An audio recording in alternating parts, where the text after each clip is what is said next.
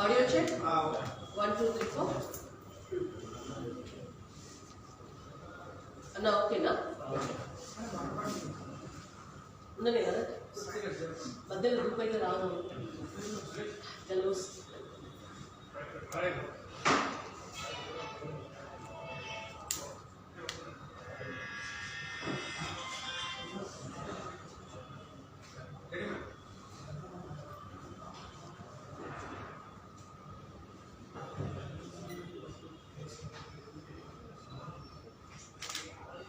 Media మిత్రులకు నమస్కారం. గత వారం రోజులుగా తెలంగాణ మొత్తం కూడా ఆలోచిస్తున్నటువంటి అంశం, చర్చానీయాంశమైనటువంటి అంశం, ఒక మైనర్ బాలిక పైన 4 మైనర్ యువకులు అత్యాచారం చేయడం.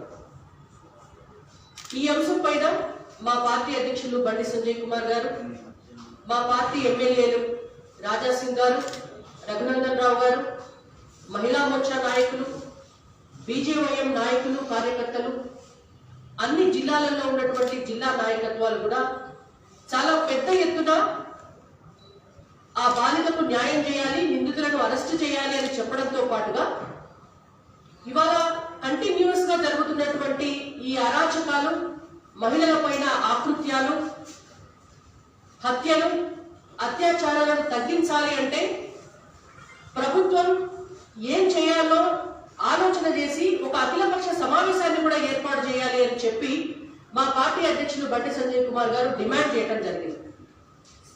నిందితులను వెంటనే అరెస్టు చేయాలి, మీరు నిందితులను తప్పించాలనేటువంటి ఒక పకడ్బందీ ప్రణాళికను అవలంబిస్తున్నట్టుగా మాకు తెలుస్తుంది అని చెప్పి మా పార్టీ ఎమ్మెల్యే రఘునందన్ రావు గారు వీడియో ఎవిడెన్స్ కూడా ఇచ్చింది. అందులో ఉన్నటువంటి నిందితుల ఫొటోస్ కనిపించేటటువంటి, ఫేసులు కనిపించేటటువంటి విధంగా కూడా.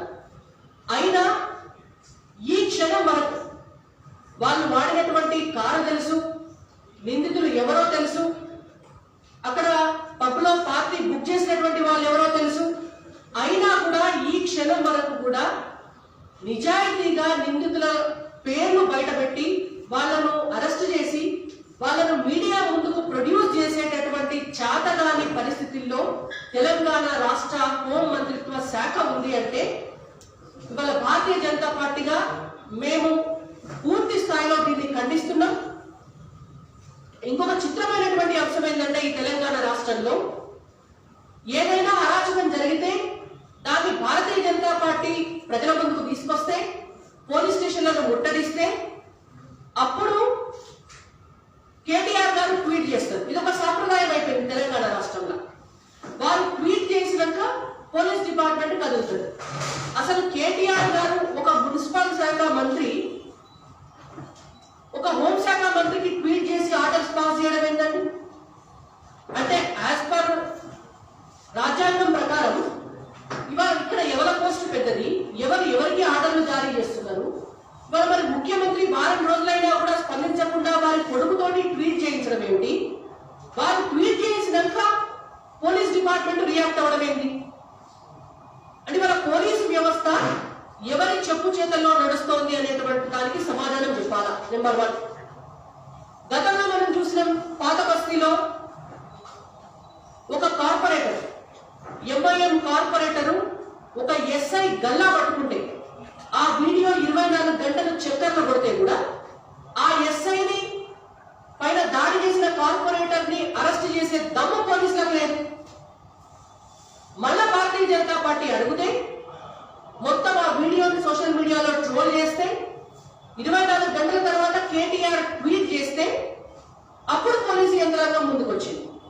అంటే ఇవాళ పాత బస్తీలా ఏమన్నా ఇన్సిడెంట్స్ జరిగినా, ఎంఐఎం పార్టీ నాయకుల పిల్లలు ఏమైనా అరాచకాలు చేసినా, ఆ రోజు మనం చూసినాం పాత బస్తీలో ఇంకొక ఇన్సిడెంట్ కూడా, కరెంటు బిల్లు వసూలు చేయడానికి పోయినటువంటి అధికారుల పైన విచక్షణ రహితమైనటువంటి దాడి. అంటే ఎవరిచ్చిందంత ధైర్యం? అదే పని ఇంకే గ్రామంలోనన్నా చేస్తే ఈ రాష్ట్ర ప్రభుత్వం విడిచిపెడతారా? ఈ పోలీసులు విడిచిపెడతారా? పాత బస్తీలో కాకుండా ఇంకెక్కడన్నా కరెంటు బిల్లు వసూలు చేయడానికి పోయినటువంటి అధికారుల పైన ఎవరైనా దాడి చేస్తే విడిచిపెడతారా? ఇవాళ ఆ పోలీస్ ఆఫీసర్ గల్లా పట్టుకున్న కార్పొరేటర్ కి మీరు ఏ శిక్ష వేసిండ్రు? ఇదే శిక్ష వేసిండ్రు. ఇవాళ మైనర్ పిల్లలకు పార్టీ ఇస్తామని చెప్పి స్వయాన రాష్ట్ర ప్రభుత్వంలో ఉన్నత స్థానంలో ఉన్నటువంటి ఒక మంత్రి గారి మనవడు పార్టీ బుక్ చేస్తే మరి ఆయన ఎందుకు అరెస్ట్ చేయలేదు? 70% మంది మైనర్లు ఆ పార్టీకి వెళ్ళినటువంటి క్రమంలో 4 మైనర్ అబ్బాయిలు ఒక బాలిక పైన అత్యాచారం చేస్తే ఈ రోజు వరకు కూడా వాళ్ళందరినీ మీరు ఎందుకు అరెస్ట్ చేసి మీడియా ముందుకు ప్రొడ్యూస్ చేయలేదు అనేటువంటిది మేము అడుగుతున్నాం. ఇవాళ హోంశాఖ పనిచేస్తుందా, పనిచేస్తలేదా తెలంగాణ రాష్ట్రంలో? మీరు ఇట్లా ఎంకరేజ్ చేసుకుంటా పోతే ఆ క్రమంలో ఎవరి పిల్లలైనా ఉంటారు. టిఆర్ఎస్ పార్టీ నాయకులకు ఆడపిల్లలు లేరా? ఒక భారతీయ జనతా పార్టీ నాయకులకి ఆడపిల్లలు ఉన్నారా? ఇవాళ కాంగ్రెస్ పార్టీ నాయకులకు ఆడపిల్లలు లేరా? తెలంగాణలో ఉన్నటువంటి జనాభాలో సగం మంది ఆడపిల్లలు మహిళలు లేరా? మరి వాళ్ళ ఇంట్లో నుంచి ఆడపిల్లలు బయటికి పోతే వాళ్ళకు రక్షణ ఎట్లా అనేటువంటిది వాళ్ళ భారతీయ జనతా పార్టీగా మేము ప్రశ్నిస్తున్నాం. అరే ఇంత నీచమైనటువంటి పరిస్థితిలో ఆడపిల్లలు బయటికి వెళ్తే తల్లిదండ్రులు ఎంత మానసికమైన ఆందోళనకు గురవుతున్నారు. స్వయంగా నా ఎక్స్పీరియన్స్ చెప్తున్నా. నేను డిగ్రీ చదివే నా కూతురు బయటికి పోతే ఇన్నాళ్ళ భయం లేకుండే. గతంలో ఒకసారి ప్రియాంక రెడ్డి దిశ ఇన్సిడెంట్ జరిగినప్పుడు ఒక తెలవని భయం ఉండే. గత 3 రోజుల నుంచి ఆమె చదువుకోవడానికి బయటికి పోతే కూడా క్యాబ్ లో ఎక్కించి పంపించేటటువంటి పరిస్థితిలో మేము లేము. ఒక్కసారి బయటికి పోతే 4 సార్లు ఫోన్లు చేస్తున్నాం.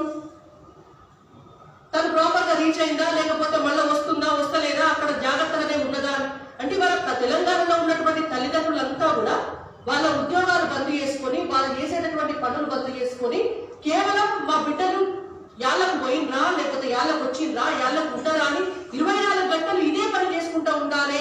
బయటికి పోయినా కూడా ప్రొటెక్షన్ బాధ్యత తల్లిదండ్రులే తీసుకోవాలి అని అంటే మరి ప్రభుత్వం ఉన్నది ఎందుకు? ఇక్కడ ఉన్నటువంటి పోలీసు రక్షణ వ్యవస్థ ఉన్నది ఎందుకు? ఇవాళ క్యాబ్లలో పంపించకుండా, వేరే బస్సులలో పంపించకుండా మేమే స్వయంగా మా పిల్లల్ని దించుకొని మళ్ళీ మేమే పికప్ చేసుకోవాల్సిన పరిస్థితి ఏర్పడ్డది. వాళ్ళ తల్లిదండ్రులుగా ఎవరి పిల్లల పట్ల వాళ్ళకి బాధ్యత ఉంటుంది, డెఫినెట్ గా ఉండాలి, మాకు కూడా ఉంటుంది. కానీ 24 అవర్స్ పిల్లల్ని మాత్రమే చూసుకుంటూ ఉండేటటువంటి పరిస్థితుల్లో అందరు తల్లిదండ్రులు ఉంటారు కదా. వాళ్ళ ఉద్యోగాలు చేసేటటువంటి వాళ్ళు ఉంటారు, వ్యాపారాలు చేసేటటువంటి వాళ్ళు ఉంటారు, రాజకీయాలు చేసేటటువంటి వాళ్ళు ఉంటారు.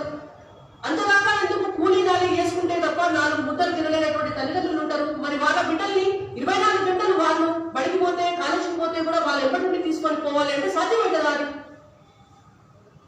ఇంత అరాచకమైనటువంటి వ్యవస్థ తెలంగాణ రాష్ట్రంలో ఉంటే ఇవాళ ఆడపిల్లలకు, మహిళలకు రక్షణ ఎట్లా ఉంటుంది? ఇవాళ గతంలో ఒక కారణంతో ఎక్కడికన్నా పోతానో కనీసం ఒక 2 నిమిషాలు కళ్ళల్లో మూసుకునేది. ఇప్పుడు ఆ కళ్ళు మూసుకునే పరిస్థితి కూడా లేదు. మాకు కూడా భయం అవుతుంది బయటికి పోతే ఏ క్షణాన ఏ అరాచకం జరుగుతుందో అని. ఇంకొక అంశం కూడా గమనించాల్సినటువంటి విషయం ఉంది. ఈ 8 సంవత్సరాల్లో జరుగుతున్నటువంటి ఈ అత్యాచారాల్లో, ఈ హత్యలలో, మహిళల పైన జరుగుతున్నటువంటి దాడులలో 99% కేసులు డ్రగ్స్ తీసుకొని ఆ మత్తులో చేయటమో, మందు లాగి ఆ మత్తులో చేయటమో, గంజాయికి అలవాటు పడి ఆ మత్తులో చేయటమో తప్ప వేరే రకంగా చేసినటువంటి హత్యలు, అత్యాచారాలు కావు. అంటే దీనికి అంతటికీ కారణం ఏంటి?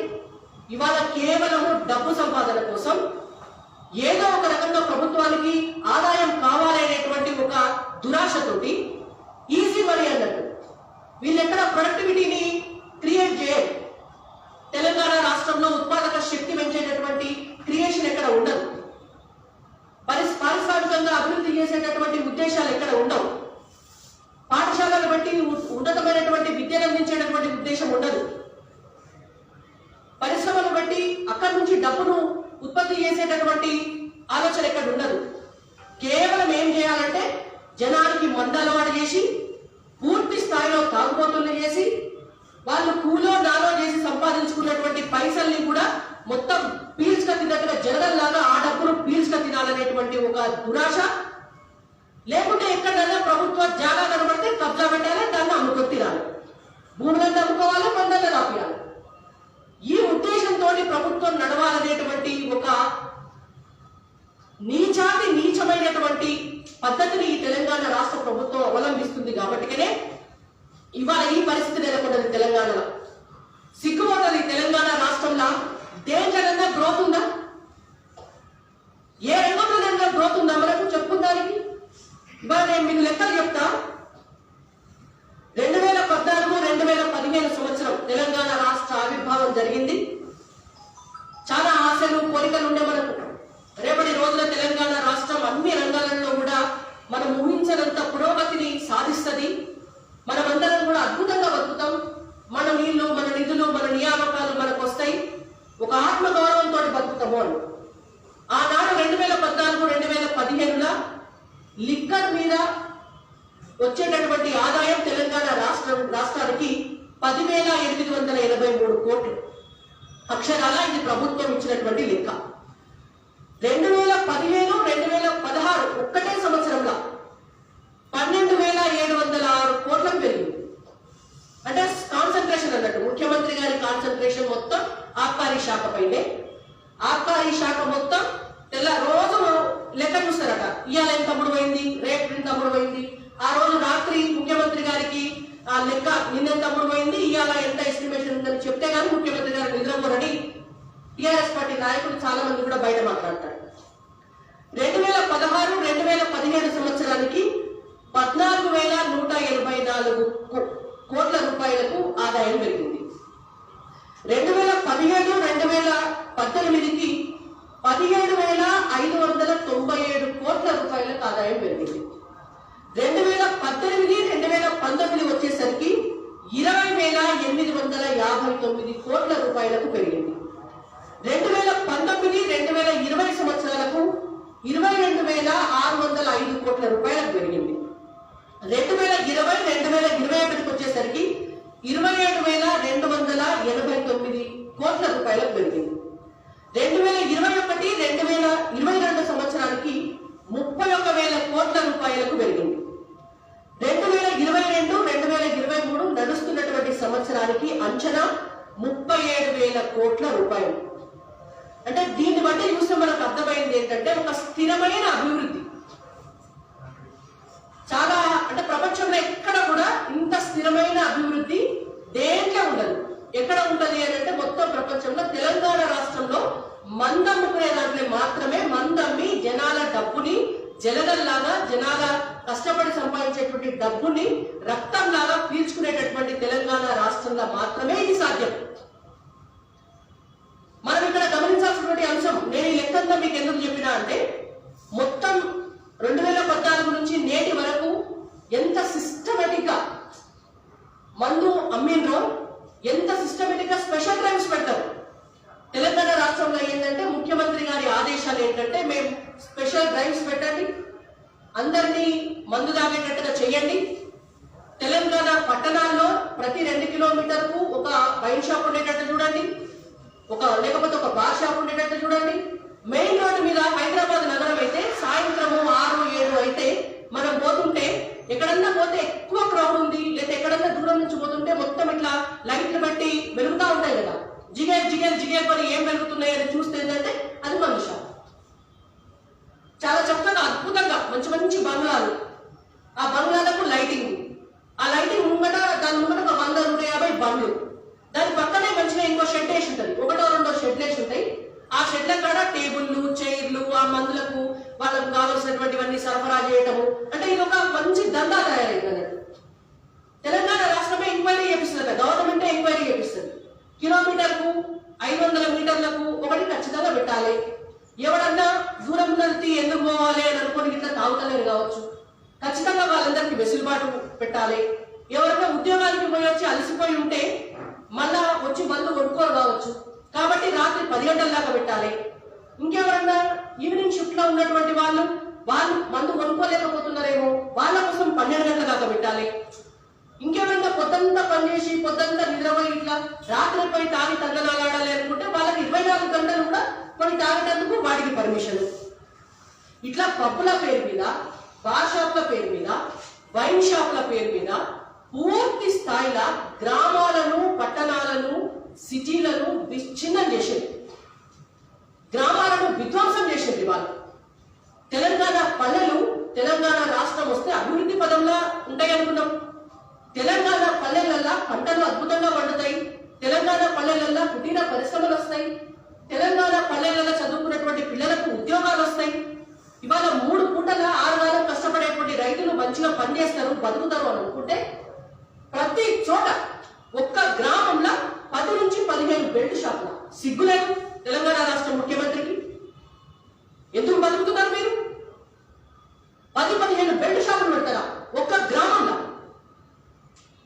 ఏ గ్రామానికన్నా మీరు ఉపాధి మార్గం పెరిగేటటువంటి ఒక మార్గం ఈ రోజు వరకు చూపించిందా మీరు? ఆ గ్రామ ప్రజలు అక్కడ ఉన్నటువంటి వనరులు ఏంటి, అక్కడ పండేటటువంటి పంటలు ఏంటి, అక్కడ ఉన్నటువంటి కులవృత్తులు ఏంటి, వాళ్ళ ఆదాయం పెంచుకున్నానికి ఒక్క గ్రామంలో ఏదైనా మార్గం చూపించిందా ఈ రోజు వరకు? కానీ వాళ్ళు కష్టపడి పండించుకునేటటువంటి పంటలో మీరు పంటకు మార్కెటింగ్ సౌకర్యం ఉండదు, పంటలకు మద్దతు ధరలు ఉండవు, గ్రామాలకు వచ్చేటటువంటి నిధులను కూడా మీరు ఆపుకొని ఉపాధి హామీ కూలీ పనులలో కూడా మీరు కమిషన్లు తీసుకుంటారు. కూలీ చేసుకునేటువంటి డబ్బు కూడా మీరు తీసుకొని వాళ్ళకు మిగిలే 100 రూపాయలు 200 రూపాయలు కూడా మందు మీద ఖర్చు పెట్టించినాక ఇవాళ గ్రామాలలో ఉన్నటువంటి ప్రజలు ఎట్లా బతుకుతారు? ఒక్కొక్క గ్రామం నుంచి యావరేజ్ గా తీసుకుంటే ఇవాళ వీళ్ళ ఆదాయం లెక్కనే ఒక్క రోజుకు 50,000 రూపాయల నుంచి 70,000 రూపాయలు మందు మీద ఖర్చు పెడుతున్నది ఒక్కొక్క గ్రామం తెలంగాణ రాష్ట్రంలో. ఒక్క గ్రామంలో ఎంతమంది ఉంటారండి? 500 గడప ఉంటుంది కావచ్చు, పెద్ద గ్రామాలైతే 800 గడప 1000 గడపలు ఉంటాయి కావచ్చు. అన్న భగవాన్ ఎంతమంది మందు తాగటంలో 300-400 ఉంటారు కావచ్చు. మీరు ఒక్క గ్రామంలోకి వెళ్ళి 50-60 వేల రూపాయలను ప్రతిరోజు మందు మీద వసూలు చేసి ప్రజల దగ్గర నుంచి గుంజుతున్నారు అంటే మీరు గ్రామాలను ఎంత విధ్వంసం చేస్తున్నారు అనేది అర్థం కావాలి. ఇవాళ అంత తాగి ఇవాళ వాళ్ళ ఆరోగ్యాలు ఖరాబ్ అయితే వాళ్ళు చూపించుకున్నానికి ప్రభుత్వ దవాఖానాలు కూడా ఉంటాయి. ఉన్న దవాఖానాల్లో డాక్టర్లు ఉన్నారు, ఆరోగ్యశ్రీ కార్డు పనిచేయదు, లివర్ ఖరాబ్ అయితే కార్పొరేట్ దవాఖానలో పోవాలా. కేంద్ర ప్రభుత్వం ఆయుష్మాన్ భవ అనేటువంటి పథకాన్ని పెడితే ఆయుష్మాన్ భవ పథకాన్ని మొదలు వ్యతిరేకించి తర్వాత యాక్సెప్ట్ చేసి ఆ పైసలు మొత్తం ఆరోగ్యశ్రీ కిందకి డైవర్ట్ చేసి ఇవాళ ఆయుష్మాన్ భవ డబ్బు మొత్తం కూడా తెలంగాణ ప్రభుత్వ దవాఖానాల్లో చేయించుకున్నటువంటి వాళ్ళకు మాత్రమే వర్తించేటట్టుగా ఈ రాష్ట్ర ప్రభుత్వం చేసి అక్కడ వాళ్లకు మెరుగైనటువంటి సౌకర్యాలు ఏమొచ్చినా అది కేంద్ర ప్రభుత్వ డబ్బుతోనే వచ్చేటట్టు చేసి ఈ ఆయుష్మాన్ భవ పథకాన్ని కూడా కార్పొరేట్ హాస్పిటల్లో పనిచేయకుండా చేసింది రాష్ట్ర ప్రభుత్వం. అంటే ఇవాళ చావాలా? ఇవాళ మీరే తాగవస్తారు, మీరు వాళ్ళకు ట్రీట్మెంట్ ఇచ్చేటువంటి అవకాశం ఉండదు. కార్పొరేట్ హాస్పిటల్లో పోయి వాళ్ళకున్న గుంటో అరగుంటో ఎకరమో ఉంటే అది అమ్ముకోవాలా, ఆఖరికి ఆయన లివర్ లాస్ట్ స్టేజ్ ఉంటుంది కాబట్టి చచ్చిపోవాలి.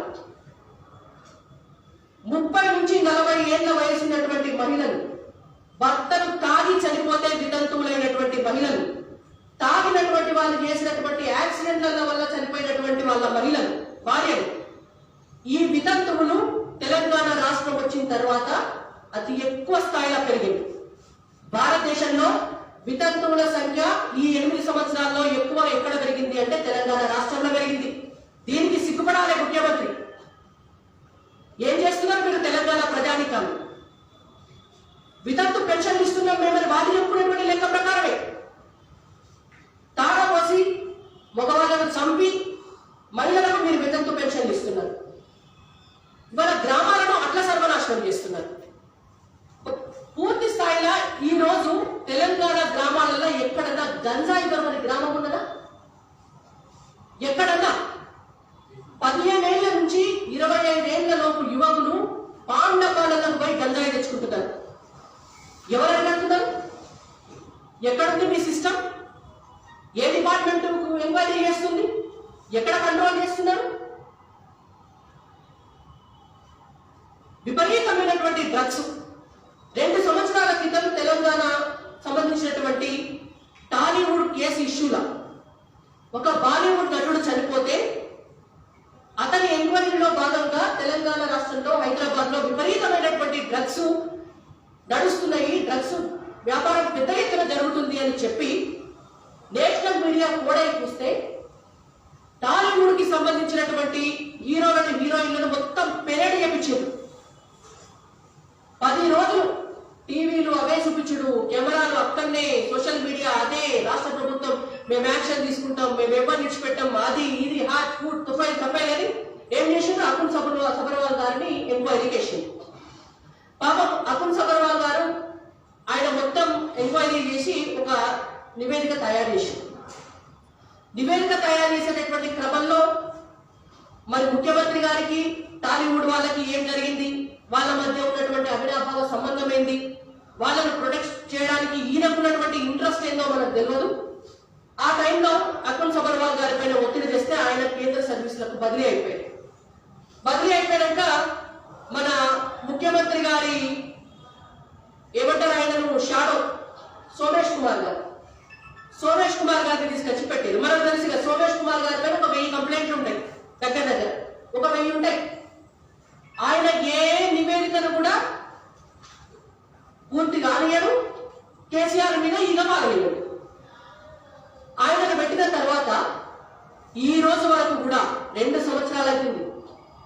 ఈ 2 సంవత్సరాలైనా ఈ రోజు వరకు కూడా తెలంగాణ రాష్ట్ర ప్రభుత్వం ఒక నివేదిక తయారు చేసి తెలంగాణ రాష్ట్రంలో ఉన్నటువంటి డ్రగ్స్ వ్యాపారంలో ఏం జరుగుతోంది అనేటువంటి దాంట్లో ఒక నివేదిక తయారు చేసి ఈ రోజు వరకు ఎన్ఫోర్స్మెంట్ డిపార్ట్మెంట్ ఇయ్యలే. దీని వెనుక ఎవరెవరితో ఆలోచించబడ్డారు? అది ఇవ్వకుండా మీది నుంచి ముఖ్యమంత్రి గారు చెప్తారు ఎంక్వైరీ జరిగేటప్పుడే టాలీవుడ్ వాళ్ళంతా శుద్ధ పూసలు, టాలీవుడ్ వాళ్ళకు ఏం తెలుసు, పాపం హీరోయిన్లు కూడా బాధితులే, నువ్వే క్లీన్ చేయిస్తావు. మరి ఎన్ఫోర్స్మెంట్ డిపార్ట్మెంట్ ఎందుకు, పోలీస్ డిపార్ట్మెంట్ ఎందుకు, హైకోర్టు ఎందుకు, సుప్రీంకోర్టు ఎందుకు? ఆ రోజు ముఖ్యమంత్రి గారు అట్లా చెప్తారు. మొన్న పప్పులో మైనర్ బాలిక పైన నలుగురు యువకులు కలిసి అత్యాచారం చేస్తే మన పోలీసులు అక్కడే చెప్తారు. హోంమంత్రి గారు మనవాడు అక్కడ లేడు, ఆయనకి ఏం సంబంధం లేదు, మీరే క్లీన్ చీట్లు ఇచ్చేయండి. మీ ఇష్టం వచ్చిన వాళ్ళు మీరు చెప్పిన వాళ్ళే నిందితులు, మీరు రాసిందే రాజ్యాంగం, మీరు చెప్పిందే అమలవుతుంది మరి రేపటి సంధిగా. అందుకే ముఖ్యమంత్రి గారు అన్నట్టున్నారు కల్వకుండా కొత్త రాజ్యాంగం రావాలి. ఆల్రెడీ అంబేద్కర్ గారు రాసినటువంటి రాజ్యాంగం కరెక్ట్ గా లేదు అంటే కల్వకుండా వారి రాజ్యాంగంలో వాళ్ళు రాస్తారు అన్నట్టు. వాళ్ళు ఎవరు నిందితులు అంటే వాళ్ళే నిందితులు, వాళ్ళు ఎవరికి శిక్ష చేయాలంటే వాళ్ళకి శిక్ష చేయాలి. మరి ఇట్లాంటి పరిస్థితుల 2 సంవత్సరాలైనా కూడా నివేదిక ఇస్తలేరు అని చెప్పి ఎన్ఫోర్స్మెంట్ డైరెక్టరేట్ అడిగి హైకోర్టుకు పోయింది. హైకోర్టుకు పోతే హైకోర్టుకి సమాధానం కావాలి అంటే తెలంగాణ రాష్ట్ర ప్రభుత్వం ఇవ్వకపోతే కోర్టు దగ్గర నోటీస్ ఇచ్చింది హైకోర్టు తెలంగాణ రాష్ట్ర ప్రభుత్వానికి. అయినా బాధ్యత 2 సార్లు కోర్టు దగ్గర నోటీస్ ఇస్తే కూడా ఈ రోజు వరకు కూడా నివేదిక ఎందుకు సబ్మిట్ చేయలేదో ముఖ్యమంత్రి గారు చెప్పాలా, హోంమంత్రి గారు చెప్పాలా. అంటే ట్విట్టర్ లో 4 లైన్లు ట్వీట్ చేసి పెద్ద గడపాలయం చేసినట్టు మాట్లాడే ముఖ్యమంత్రి గారి కుమారుడు సమాధానం చెప్పాలి. మీకు నిజంగా బాధ్యత ఉంటే నివేదికలు ఎందుకు దాస్తున్నారు? 2014కు ముందు పబ్బులు ఎక్కడో ఒకటి ఉండే హైదరాబాద్ పట్టణంలో ఇవాళ Jubilee hills, Banjara hills, Balapur, Gachibowli ఈ 4 ప్రాంతాలలోనే 500 మీటర్లకు ఒక పబ్బు ఉంటుందా? 100కు మించిన పబ్బులు ఉంటాయా ఒక పట్టణంలో? హైదరాబాద్ బ్రాండ్ వాల్యూని పెంచడమంటే పబ్బులు పెంచడమా? భారతీయ జనతా పార్టీ నాయకులు 45 ఏళ్ల క్రితమే చాలా పెద్ద ఎత్తున మాట్లాడారు. ముఖ్యమంత్రి గారి కుటుంబ సభ్యులకు సంబంధించినటువంటి వాళ్ళ పెట్టుబడులే ఇవాళ హైదరాబాద్ పట్టణంలో పబ్బులను ఎంకరేజ్ చేస్తున్నాయి. వాళ్ళ పెట్టుబడులే ఉన్నాయి హైదరాబాద్ పబ్బులల్లా. డబ్బును గుంజుకోవడం కోసం పల్లెటూళ్ళల్లా, టౌన్లల్లా ఎట్లయితే బెల్ట్ షాపులు పెడుతున్నారో హైదరాబాద్ సిటీలో పబ్బులను కూడా కేవలం డబ్బు కోసమే పెడుతున్నారు. వాళ్ళ కుటుంబ సభ్యులు, బంధువులకు డబ్బు ఆర్జించుకోవడం కోసం ఇవాళ ప్రజలను పప్పు కల్చర్కి అలవాటు చేస్తున్నారు, డ్రగ్స్ కి బానిసలు చేస్తున్నారు అని మాట్లాడితే ఆ రోజు టీఆర్ఎస్ పార్టీ వాళ్ళు బాగా మాటలు మాట్లాడారు. ఇవాళ కనిపిస్తుంది దాని పర్యవసానం ఏంటి అని. మైనర్ పిల్లలు కూడా పప్పులకు పోయేటటువంటి వెసులుబాటు ఎవరు కల్పించబడ్డాడు మిమ్మల్ని? పప్పులు ఎందుకు ఇన్ని అవసరం అంటేనే భారతీయ జనతా పార్టీ పాలిత రాష్ట్రాలలో లేవా, లేకపోతే అమెరికాలో లేవా, లేకపోతే లండన్ లో లేవా? ఈ కంపారిజన్ చేస్తారన్నాడు. మీరు నిజంగా పప్పులు పెట్టేటోళ్ళైతే నియంత్రణ చేపట్టండి. ఎక్కడ ఉన్నది మీకు నియంత్రణ? దానికి ఒక స్పెసిఫిక్ టైమింగ్స్ పెట్టండి. ఎక్కడ ఉన్నాయి మీ టైమింగ్స్? దానికి ఒక రిజిస్టర్ మెయింటైన్ చేయండి. దానికి రూల్స్ అండ్ రెగ్యులేషన్స్ పెట్టండి. ఎక్కడ మెయింటైన్ చేస్తున్నారు, ఎవరు మెయింటైన్ చేస్తున్నాడు? ఎక్కడ ఎప్పుడన్నా ఒక్క అత్యాచారం జరిగినా, ఒక్క హత్య జరిగినా సీసీ కెమెరాలు పనిచేయవు, రిజిస్టర్లు ఉంటాయి, పోలీస్ స్టేషన్లలో కంప్లైంట్లు ఫైల్ కావు, లేకపోతే ఆఫీసర్లు లీవ్లో పోతారు, మీరు ఇన్ని లక్షల రూపాయలు పెట్టి సీసీ కెమెరాలు ఎందుకు మెయింటైన్ చేస్తున్నారు? మరి ఇలా పోలీస్ డిపార్ట్మెంట్ ఎందుకున్నది? ఇవాళ ఎన్ఫోర్స్మెంట్ డిపార్ట్మెంట్ ఎందుకున్నది? ఇవాళ హోమ్ మినిస్ట్రీ ఎందుకున్నది? ఇవాళ తెలంగాణ రాష్ట్రంలో అసలు పరిపాలన నడుస్తుందా, నడుస్తలేదా? లేకపోతే నడుస్తుంది ఓన్లీ టీఆర్ఎస్ పార్టీ నాయకులను కాపాడడం కోసం, ఎంఐఎం పార్టీ నాయకులను కాపాడడం కోసం మాత్రమే ఉన్నదా?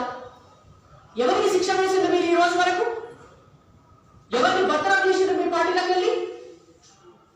ఖమ్మం జిల్లా వర్మ వెంకటేశ్వరరావు గారి కొడుకు, ఒక ఎమ్మెల్యే కొడుకును అన్నటువంటి అహంకారంతో, కేవలం అహంకారంతో వారు చేసినటువంటి వారికి 4 రోజుల నుంచి దాదాపుగా 3 ఆడపిల్లల మీద అఘాయిత్యాలు జరిగింది. ఈ రోజు వరకు ఏం చర్య జరిగింది? ఎంఐఎం పార్టీ నాయకులు చేసేటటువంటి ఆకృత్యాలపైన టీఆర్ఎస్ రాష్ట్ర ప్రభుత్వం ఏం చర్య తీసుకుంది? కాబట్టి వాళ్ళ భారతీయ జనతా పార్టీగా మేము డిమాండ్ చేస్తున్నాం, తెలంగాణ ప్రజల పక్షాన ఆడపిల్లల పైన ఆకృత్యాలు చేస్తే కళ్ళు వీకేస్తా అని మాట్లాడినటువంటి ముఖ్యమంత్రి కేసీఆర్ గారు, మీకు కూడా బిడ్డ ఉన్నది, మీకు మనవరాలు ఉన్నది, మీ బంధువులలో ఆడపిల్లలు ఉన్నారు, ప్రతి కుటుంబంలో కూడా ఆడపిల్లలు ఉంటారు. వాళ్ళ ఎంఐఎం పార్టీ వాళ్ళు చేస్తే అది న్యాయం కాదు. వాళ్ళ భారతీయ జనతా పార్టీ అడుగుతుంది కాబట్టి దీన్ని రాజకీయం చేయమని మేము అడుగుతలేదు, రాజకీయంగా చూడమని మేము చెప్తలేదు. ఇవాళ ఆడపిల్లలకు రక్షణ ఇవ్వాల్సినటువంటి బాధ్యత మీ మీద ఉన్నది. ఆడపిల్లల పైన అత్యాచారాలు, హత్యలు జరగడానికి కారణమవుతున్నటువంటి మందు షాపులు, బెల్ట్ షాపులు, వైన్ షాపులు, డ్రగ్స్, పబ్బులు, వీటన్నిటినీ కూడా నిలువరించాల్సిన బాధ్యత మీ మీద ఉన్నది. కంట్రోల్ చేయండి. పోలీస్ డిపార్ట్మెంట్ సీరియస్ గా యాక్షన్ తీసుకునేటట్టుగా ఉత్తర్వులు ఇవ్వండి. ఇట్లాంటి నేరాలు చేసినటువంటి వాళ్ళని ఇమ్మీడియట్ గా అరెస్ట్ చేసి మీకు మేమున్నాము అని చెప్పి ప్రజలకు ధైర్యాన్ని మీరు చేయని పక్షంలో మా పార్టీ అధ్యక్షులు బండి సంజయ్ గారు ఆల్రెడీ చెప్పినారు, భారతీయ జనతా పార్టీ ఉద్యమాన్ని తీవ్రతరం చేయబోతుంది. డెఫినెట్ గా మేము మీ తల వంచి తెలంగాణ ప్రజలకు, తెలంగాణ ఆడపిల్లలకు, మహిళలకు రక్షణ కల్పించేదాకా మిమ్మల్ని గుంజుకొస్తాం రోడ్డు మీదకి అని చెప్పి మేము హెచ్చరిక కూడా జారీ చేస్తున్నాం. ధన్యవాదాలు.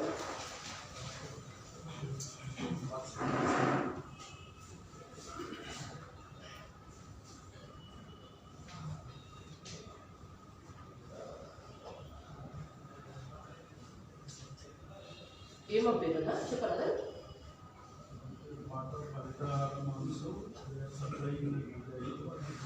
ఏందన్నా హరితహారంగా ఎక్కడ?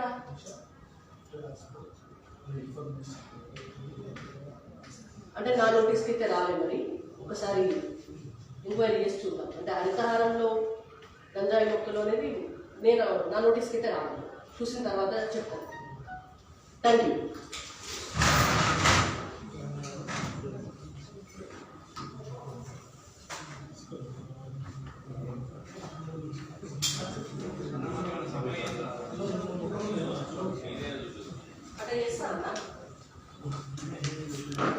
మీరు చూస్తున్నారు ఐ డ్రీమ్ న్యూస్ ని. Please subscribe I dreams.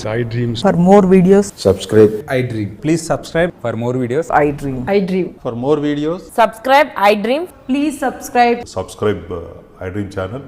Do subscribe. I dream. I dream ఛానల్ని subscribe చేయండి. Do watch I dream.